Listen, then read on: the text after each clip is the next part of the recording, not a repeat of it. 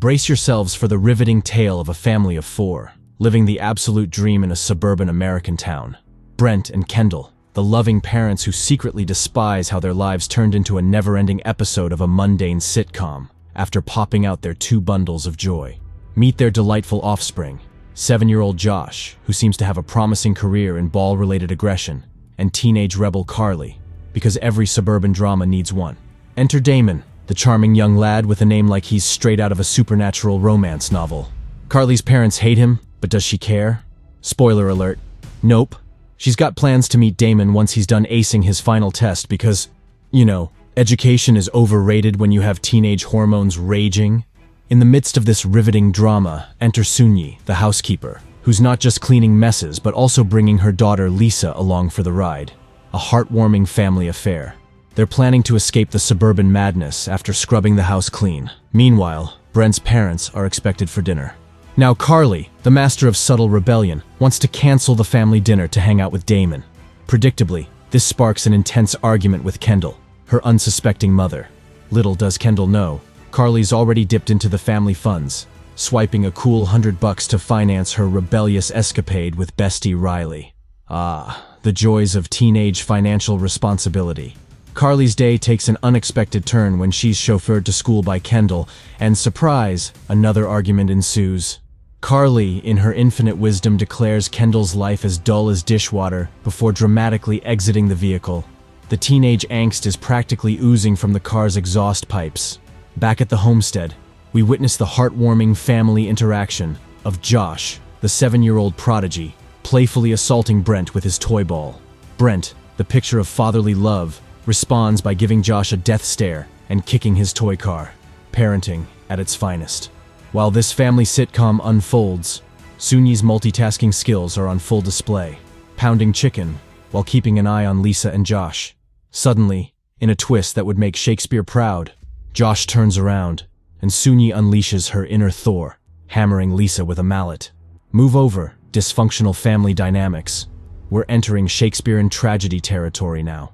As if that weren't enough, Kendall is out on the town with her friend and Riley's mother Jean, discussing the thrilling topic of Kendall's pregnant sister Jenna. Amidst the sisterly gossip, Kendall realizes her hard-earned money is missing from her purse.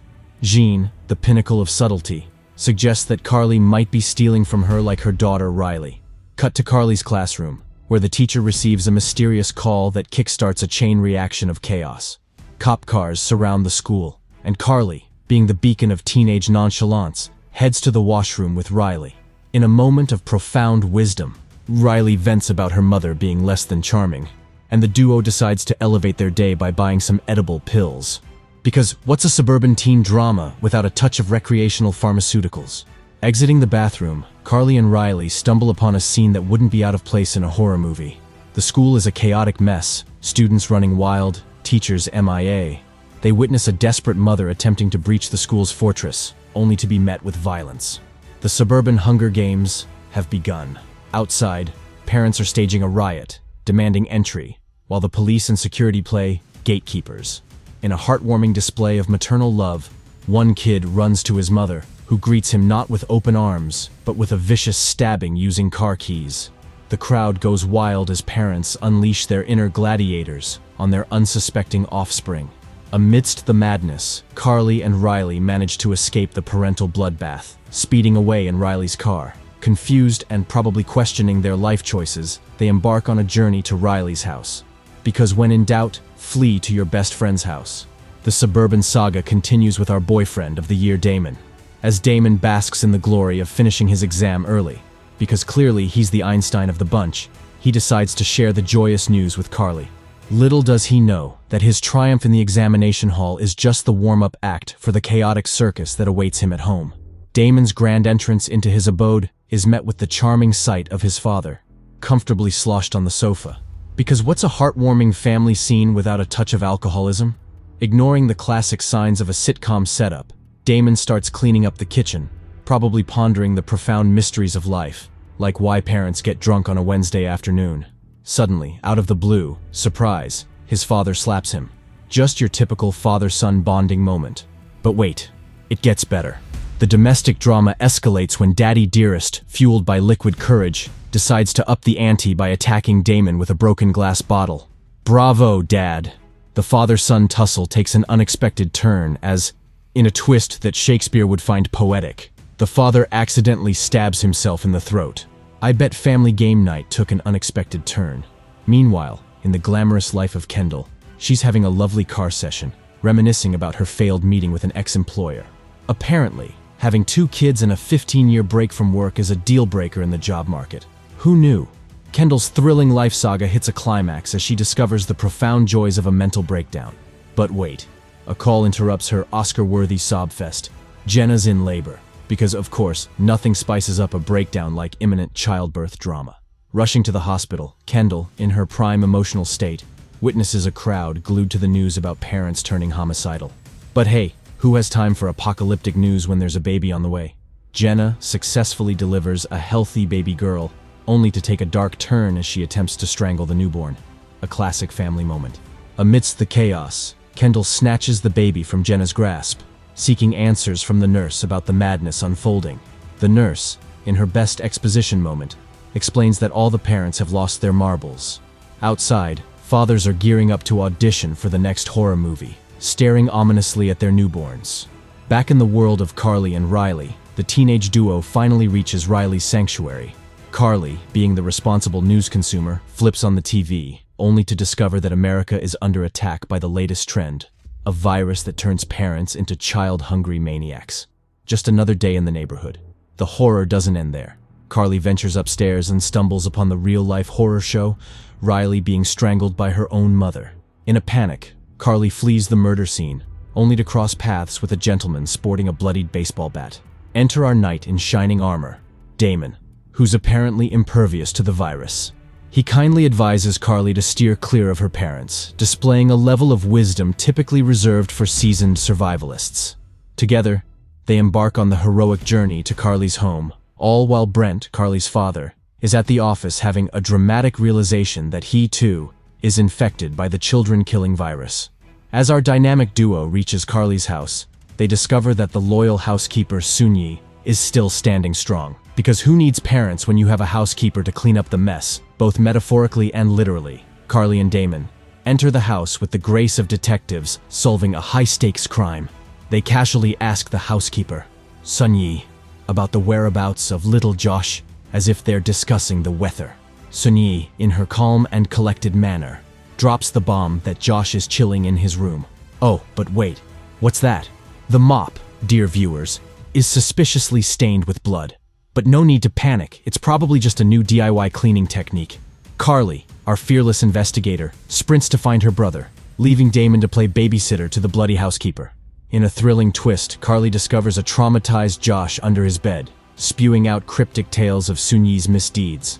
But, nothing too specific, just your usual run-of-the-mill horror movie foreshadowing. Sunyi, being the diligent housekeeper, cleans up the mess and speeds away. But wait, here comes Brent. Not just any Brent, mind you, but an infected Brent. He stumbles into the scene, demanding Damon's eviction from his house. Josh, in a moment of heroic distraction, emerges from under the bed. Carly, the quick thinker, urges him to make a swift exit, but no, Josh is on a mission. He must retrieve his backpack. Because priorities, right? As the chaos unfolds, Brent is about to unleash his infected fury on Damon. But wait, Josh calls out to him, stealing the spotlight from the impending parental attack. In a fit of paternal confusion, Brent goes berserk and attacks them. Damon attempts to be the hero, but Brent delivers a knockout punch that would make even Mike Tyson envious. With Damon unconscious, Carly and Josh seize the opportunity to flee to the basement and lock themselves in. Survival tactics at their finest. Down in the basement, they are greeted with the aftermath of Brent's failed man cave dreams. 3 weeks prior, Brent's attempt at reclaiming his lost youth resulted in a pool table installation that ended in destruction, all because Kendall questioned the cost. Ah, the joys of marital bliss. In a flashback to the not-so-distant past, Brent, armed with a hammer, unleashes his frustration on the man cave dream-turned-nightmare. He yearns for the carefree days of his youth, but alas, reality bites. Kendall, ever the voice of reason, agrees, lamenting the sacrifices she made for the family. Fast forward to the present, Kendall, the infected matriarch, races home blissfully unaware of her impending doom. The radio host, with a delightful public service announcement, warns parents to keep their distance from their kids. Kendall, in her infected stupor, arrives home, and the family reunion takes a dark turn. Brent and Kendall, the now infected power couple, attempt to break into the basement, armed with an electric saw and a whole lot of bad intentions. The kids, on the other side, are in for a rough ride. Little Josh, proving himself as the unexpected hero, shoots his infected mother through the door. Turns out he stole Brent's gun and had it conveniently stashed in his backpack. Kendall, now wounded, convinces Brent to pour alcohol on her wound. Inside the basement, the kids bear witness to their mother's agony and shed a few heartfelt tears. But wait, there's more. Brent, being the creative thinker, decides to gas the kids into submission.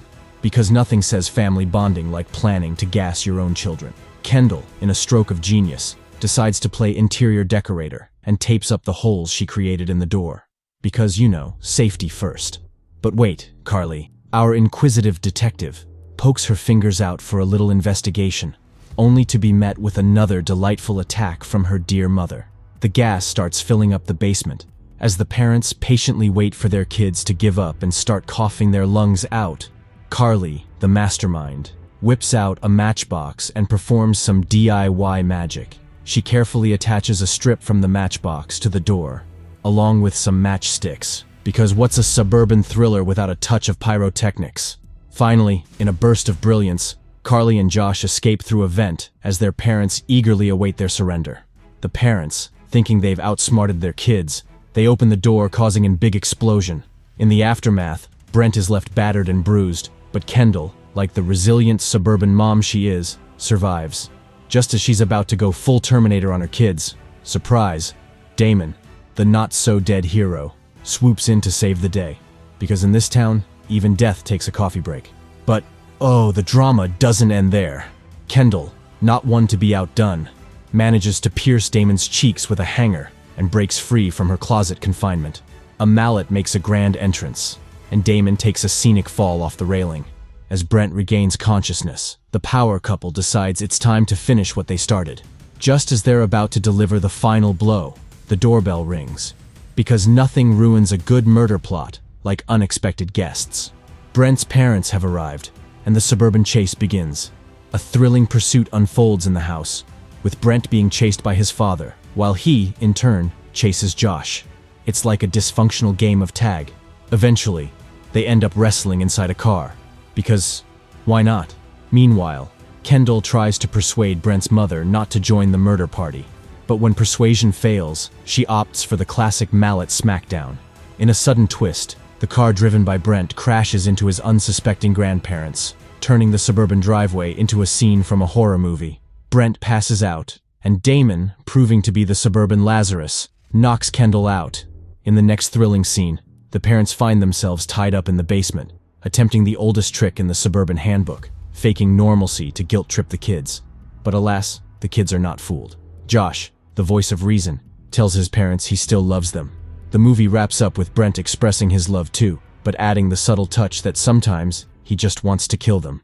Who needs therapy when you can have a killer family dynamic?